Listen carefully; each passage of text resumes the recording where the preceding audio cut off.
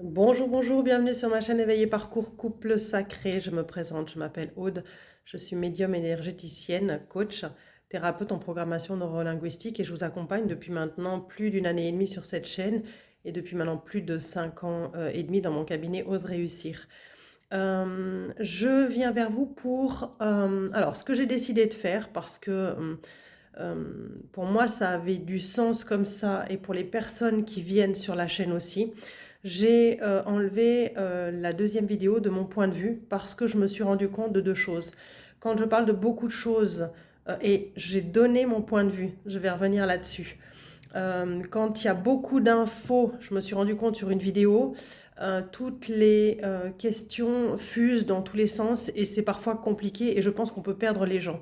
Donc c'est vrai qu'hier soir j'avais fait une vidéo pour du coup, voilà, ma vidéo n'a pas marché. Ensuite, c'était trop tard. Donc, j'ai fait une vidéo pour répondre aux questions de ces deux vidéos-là sur mon point de vue d'ex-chaser. Pourquoi je ne cours pas et que j'aime aujourd'hui. Et je reviens là-dessus parce que j'aimerais clarifier, notamment pour une personne, et elle se reconnaîtra. En tant que médium coach, je connais et je reconnais la souffrance de ce parcours parce que déjà je l'ai traversé, donc je ne vais pas le minimiser. Et une deuxième chose, c'est que lorsque j'écris sur la vidéo mon point de vue, c'est bien qu'à un moment donné, je donne mon avis. Parce que ce que je vous partage sur la chaîne, c'est mon expérience que je traverse. Je dis dans toutes les vidéos, chaque parcours est différent. Donc, c'est vrai que quand on vient me dire que de ne pas faire un amalgame par rapport à la posture que j'ai de coach thérapeute, de faire en sorte que, de dire que mon parcours est une vérité, mon parcours n'est pas une vérité. Mon parcours est ma vérité à moi. Et je vous dis toujours, prenez ce qui résonne avec vous. Et je ne fais pas une généralité par mon parcours. Donc ça, c'est vraiment quelque chose pour les personnes, si vous m'accompagnez, si vous écoutez les vidéos depuis le début, je crois que c'est mal me connaître que de me juger, parce que quelque part, c'était un jugement et qui est personnel, et qu'il n'y a aucun souci là-dessus, puisque cette chaîne, elle est faite de partage. Mais voilà, je voulais fermer la parenthèse parce que je suis vraiment quelqu'un d'humain. Je conscientise et j'entends tous les jours depuis 2 ans et demi les personnes qui me parlent de ce parcours, mais aussi toutes les personnes qui viennent vers moi pour d'autres choses. On ne s'amuse pas avec la souffrance. Par contre, il y a une question que je vous pose, c'est qu'est-ce qu'on fait avec cette souffrance? Donc, ce que j'ai fait, j'ai préféré faire parce que j'ai bien compris qu'il y avait pas mal de questions qui fusaient et je vais répondre par petites vidéos pour que ce soit plus court. Sinon, moi, je perds mon temps et vous perdez votre temps et les infos sont pas forcément concrètes sur un thème. Donc, le thème de cette vidéo, il est, et je vais mettre qu'on est à 3 minutes, le thème de la vidéo ici, je reprends du coup ce qui m'a été demandé quand quelqu'un m'a dit c'est faux ce que tu dis par rapport au travail du chaser et du runner dans les allers-retours. Et la personne a donné son cas dans la deuxième vidéo, c'est pour ça que je l'ai enlevé. Mais je n'ai pas enlevé pour enlever le partage, parce que je comprends que c'est un cas et c'est très rare qu'il n'y ait pas d'aller-retour. L'aller-retour, il est obligatoire sur ce parcours, sinon vous n'êtes pas en parcours de flamme jumelle. Et ça, c'est véridique. Alors, il peut y avoir un cas, parce que j'ai vu qu'il y a une dame qui s'est euh, identifiée quelque part à ce que Julia, puisque comme ça elle va se retrouver, avait exprimé. En 2 ans et demi, de tout ce que j'entends, c'est la première fois que j'entends qu'il n'y a pas d'aller-retour. Alors, je dis pas que c'est juste ou faux. De nouveau, c'est votre vérité, mais on peut pas, quand on lance une vérité, dire à quelqu'un c'est faux ce que tu es en train de dire. Parce que c'est ok, j'entends votre discours, mais voici le mien. Je crois que ça, c'est plus adéquat. Et après, c'est Julia, je fais des gros bisous. J'ai aucun souci par rapport à ça, mais je trouve que c'est hyper important de clarifier. Et comme une bonne chaser, pour moi, ça vient toucher quelque chose qui s'appelle l'injustice, parce que, et à la fois, j'ai pas de pouvoir là-dessus, c'est ok. Mais il y a parfois certaines choses que je considère justes ou moins justes, et que du coup, c'est mon avis de clarifier sur la chaîne. Donc voilà. Et maintenant, je voudrais juste revenir donc à ces allers-retours du runner. Comment ça se passe? Déjà, ça dépend du parcours court et du parcours long. Parce qu'il y a des parcours courts où les personnes ont déjà travaillé auparavant sur leurs défis personnels, peut-être déjà divorcés, eu des enfants et qui ont vécu avec un pervers narcissique et qui, au moment où se reconnectent avec leur autre, peuvent être libres les deux, ou d'un coup il y en a un des deux, ou les deux peuvent être encore mariés, ou parce qu'ils se sont remariés, ou peut-être il y en a un qui est libre et l'autre qui n'est pas encore libre et qui est marié. Donc, en fin de compte, c'est intéressant parce que la donne, elle est déjà différente. Sur les parcours courts, vous avez travaillé avant certains défis, donc c'est pour ça que le parcours est plus court. Et quand j'entends les personnes qui se sont rencontrées reconnectées en 2023, 2022, c'est des parcours très courts et il faut encore du temps parce que vous allez regarder, je ne vais pas voir les autres vidéos, mais il n'y a aucun coach, aucun thérapeute, aucun médium qui peut, je n'ai pas vu aucun parcours, non même ce que j'ai pu entendre avant, lire, et Dieu sait si au départ je suis allée lire des choses, où l'autre revient à partir de 3-4 ans. C'est pas possible, le travail ne peut pas être fait en 3-4 ans, c'est un travail de plus longue haleine, de conscientisation, d'alignement, d'aller vers sa mission et de tout ce qui s'ensuit, de déménager, de se séparer des personnes, enfin voilà, je reviens pas là-dessus. Donc parcours court, c'est différent. C'est vrai qu'il peut y avoir reconnexion, ensuite lune de miel, guerre des égos, et ensuite on commence les allers-retours avant la séparation, parce que des fois ça peut se passer en 2 mois, mais comme cette phase-là, elle peut se passer en 3 ans ou en 4 ans. Donc il n'y a pas de... chaque parcours est différent. Les étapes sont là, mais les étapes peuvent différer dans le temps, dans le timing du temps, par rapport à ce que vous êtes venu expérimenter et ce que vos âmes ont décidé, ont déjà signé comme contrat. Donc ça, c'est hyper important. Un parcours long, il y a des personnes qui se sont rencontrées, il y a une dame qui l'a écrit, hein, qui a 53 ans de parcours, ils se sont rencontrés il y a je ne sais plus combien, 20 ans en arrière, et la reconnexion s'est faite il y a 10 ans. Donc là aussi, c'est différent parce que le parcours, le travail est plus long, notamment dans les couples qui peuvent être comme le mien ou comme des parcours plus anciens, parce qu'il y a des personnes qui ont 75 ans qui sont en parcours. Et c'est vrai que cette donne de parcours long, elle est totalement différente, parce que les allers-retours peuvent naviguer, espacer sur 10 ans. Ça veut dire que vous pouvez être 2 ans sans contact avec votre autre en pensant que vous êtes dans la grande séparation, mais en fin de compte, vous êtes dans des allers-retours et qu'à chaque fois, il y a des retrouvailles et qui, en fonction du travail, c'est comme si le runner vient se reconnecter de manière inconsciente au départ parce qu'il est téléguidé par la source pour faire travailler le premier réveillé devant. Parce que s'il n'y a pas d'aller-retour, à quoi servent les allers-retours? Le sens de ces allers-retours, c'est de faire travailler l'un et l'autre sur les blessures. Parce que c'est impossible d'aller travailler des choses toute seule ou tout seul. Parce qu'on n'a pas accès à tout et qu'à un moment donné,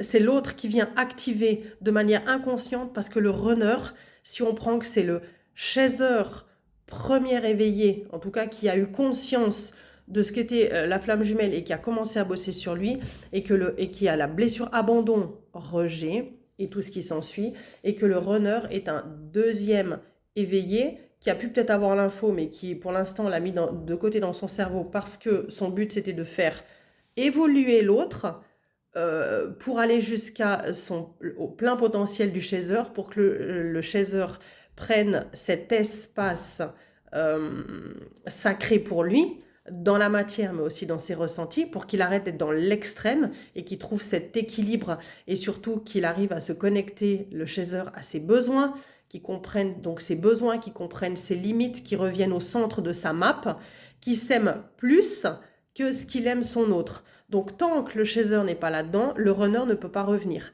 Et surtout, c'est que le runner ne peut pas entamer son travail parce qu'il ressent les attentes conscientes et inconscientes. Et on me posait la question, comment ça se passe s'il y a encore des attentes? Tout va dépendre du parcours, de ce que vous avez signé dans vos âmes. Moi, je suis dans ma posture que j'ai énergétique de médium de coach, j'ai fait un travail. Ça ne veut pas dire qu'on est plus haut, plus bas. C'est ce que chaque âme est venue expérimenter sur cette terre et qu'elle est missionnée à transmettre quelque chose. Donc plus on est haut, plus plus on est un guide. Voilà, c'est ça. Parce que j'aime pas dire plus haut, plus bas. Plus on est un guide, plus c'est clair que le travail spirituel, il est fait, et plus l'autre va devoir le faire. Donc, le travail du couple, de la réunion du couple sacré sera plus longue. C'est une certitude. Ensuite, si vos âmes ont décidé que le runner revenait encore avec un peu d'ego, et que vous acceptez cet ego parce que vous avez assez suffisamment travaillé sur vous pour accepter la différence de l'autre, que l'autre n'est pas parfait, parce que ou vous ou l'autre, même en travaillant sur les blessures, on n'est pas parfait. C'est un équilibre dans le déséquilibre perpétuel de chaque jour, mais aussi de comment on évolue et on avance dans la vie. Simplement que la toolbox, après, elle est plus grande, et que tout de suite, on conscientise ce qui se passe parce qu'on se comprend mieux. Eh bien, on arrive à savoir que qu'est-ce qu'on va prendre dans la toolbox, c'est la trousse à outils. Qu'est-ce qu'on va prendre pour pouvoir travailler spécifiquement sur ça, lâcher ça, qu'est-ce que ça vient toucher, et ces choses-là. Et que comme on comprend comment on fonctionne, on a cette tolérance envers soi-même et cet amour, et du coup l'autre revient naturellement. C'est pour ça que quand on passe des paliers énergétiques, ça veut dire que du coup on libère certaines choses, et que du coup on lâche prise sur certaines blessures. Et bien d'un coup le runner, qu'est-ce qu'il fait énergétiquement sans forcément le savoir? Il revient, il envoie un message où l'univers vous remet, voilà, d'un coup, comme dans un marché pour cette personne-là, où vous ne savez pas pourquoi, tac, il y a une synchronicité qui se fait, parce que c'est l'énergie de votre binôme activé par la source, et qui a été actualisé et signé en contrat par vos âmes avant de venir. Et ça, c'est différent chez tout le monde. Je le répète tout le temps, mais du coup, je pense que ça n'avait pas été entendu, et que peut-être les gens vont pas écouter toute la vidéo jusqu'au bout. Mais ça, c'est personnel. Du coup, c'est vrai que pour revenir à ces allers-retours ont du sens, parce que au départ, le runner vient de manière inconsciente. Parfois, il ne comprend pas. Il est poussé pour aller au contact de son autre. Et quand il arrive au contact de son autre, l'autre réveille tellement de blessures. Les runners me disent, ça me brûle ici. Ils perdent pied, ils ne maîtrisent rien, ils sont en roue libre. C'est que le chaser vient activer de manière inconsciente toutes ces blessures, parce que le runner ne comprend pas. Le chaser comprend, parce qu'au fur et à mesure, il évolue sur lui. Donc il comprend ce qui se passe, il voit la peur dans les yeux de son autre, et c'est à ce moment-là, au début du travail, quand le chaser s'est plus ou moins stabilisé dans les allers-retours, qui n'est pas encore dans le switch d'avoir dit à son autre stop, eh bien c'est vrai que nous on est l'araignée, et lui c'est l'arachnophobe, ou elle c'est l'arachnophobe, et que en même temps il a envie d'aller vers l'araignée, mais il a une monstre trouille de l'araignée.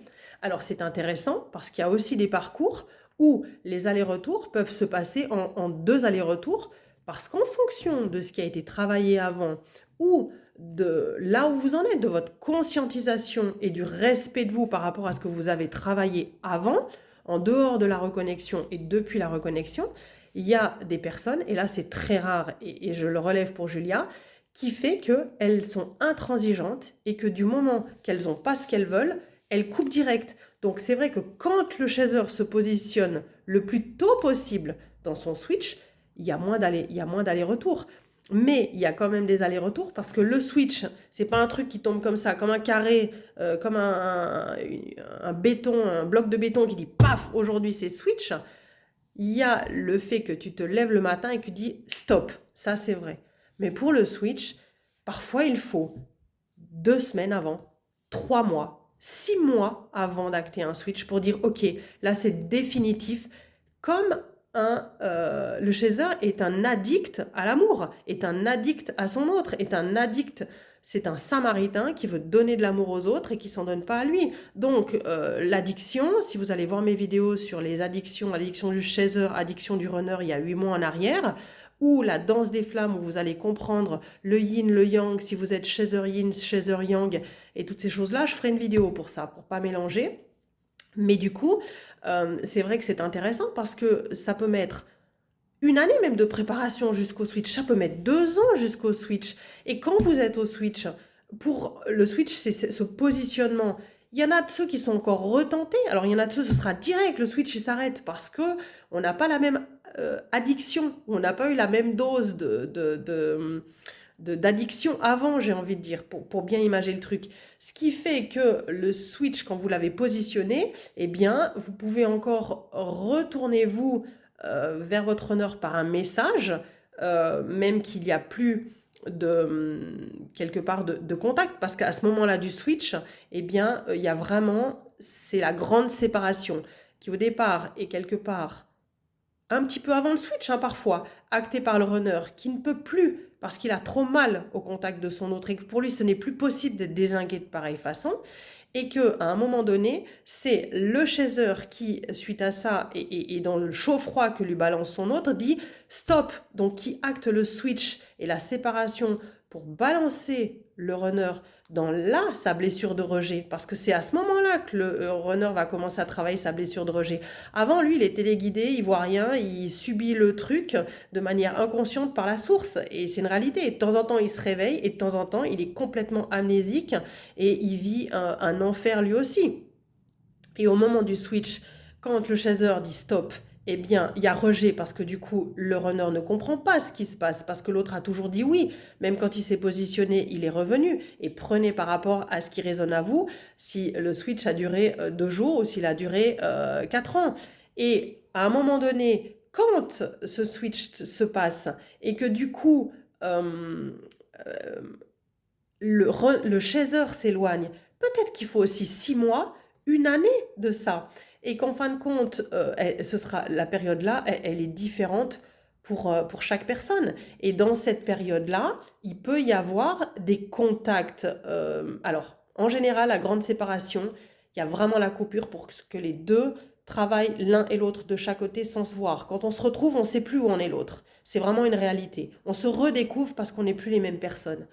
Mais le switch jusqu'à l'éloignement, au moment où énergétiquement et que du coup avec assez de temps, le runner se dit bah tiens, j'ai pas de message de mon autre, et dans l'énergie, il le conscientise pas vraiment, mais il sent un vide, il sent une tristesse parce que quelque part, il est plus allé se nourrir au contact de son autre, même dans l'énergétique, parce que le chaser, quand il s'éloigne dans la 3D, et ensuite donc dans la matière, et ensuite dans la 5D, dans l'énergétique. Donc, à un moment donné, quand il y a cet éloignement, eh bien, c'est ce sentiment d'abandon que le runner a. C'est pour ça que le chaser a abandon, rejet, comme moi je le définis, que je le conscientise pour moi et que je l'entends, et c'est ce que je vous retranscris dans mes vidéos, je vous retranscris quelque part ce que j'entends, ce que vous me transmettez, et je vous remercie là-dessus. Mais c'est pour ça que le chaser a abandon, il travaille l'abandon quand il y a séparation, rejet quand le runner ne donne pas de ses nouvelles, part avec une énergie tierce, répond quand il veut, alors que c'est sa soupape de sécurité c'est son mode de survie de fuir au runner. Et à un moment donné, quand le travail a été fait chez le chaser, le switch permet le rejet du runner et de faire travailler sa blessure de rejet. Et quand le chaser tourne le dos à son runner, eh bien, ça lui permet de travailler sa blessure d'abandon qui conscientise au fur et à mesure. Donc, les allers-retours, ils sont quelque part un petit peu tout le temps, j'ai envie de dire. Allez voir ma première vidéo que j'ai faite il y a 1 année en arrière, à l'automne. J'ai fait un Lille-Marseille. Parce que c'est intéressant, parce que c'est comme si le chaser, premier éveillé devant, qui travaille sur lui, prenait, comment t'appelles ça, le RER, le train de campagne, et s'arrêtait dans toutes les petites villes. Et au moment où il est dans une ville où il fait un stop, il stabilise son énergie, sa vie, eh bien d'un coup, paf, il y a le runner qui vient, et lui il a pris le TGV, ligne directe, parce qu'il est téléguidé par la source pour ça. Et voilà, en fin de compte, c'était imagé, je ne veux pas refaire cette vidéo sur les allers-retours, mais elle est en complément, cette vidéo-là, elle est en complément de la vidéo du Lille-Marseille, et que elle est hyper, je trouvais hyper intéressante, et métaphoriquement parlant, eh bien, c'est vraiment ce qui se passait. Et quand le runner vient avec son TGV dans la gare où est son chaser, eh bien, il vient prendre la température, il vient prendre inconsciemment sa température à lui, et au fur et à mesure du parcours, quand il vient dans cette grande séparation et que d'un coup il y a quelques contacts, il y en a de ceux qui n'ont pas de contact vraiment, mais il y a de ceux qui ont des contacts sporadiques avec des espaces de temps très longs entre les contacts.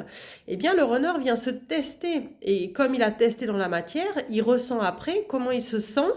Et c'est comme ça qu'il se rend compte que le chaser, en ayant avancé sur lui, il le voit nettement mieux et il se dit, mais en fin de compte, c'est peut-être elle, c'est peut-être mon chaser qui a les réponses à mes questions.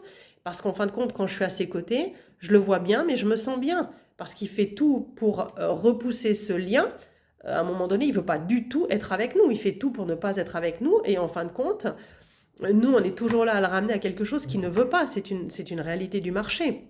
Donc, on est des excessives ou quand c'est pas le bon moment, c'est pas le bon moment. Mais l'addict, quand tu es accro à une drogue et que ton autre, c'est ta drogue, c'est compliqué. Donc, toi, tu fuis la drogue. Enfin, ton autre te fuit parce que lui, il veut pas ça et parce que pour lui, c'est ingérable et qu'il y a une boîte de Pandore qui s'est ouverte et qui s'est jamais ouverte et qui s'est pas du tout gérée.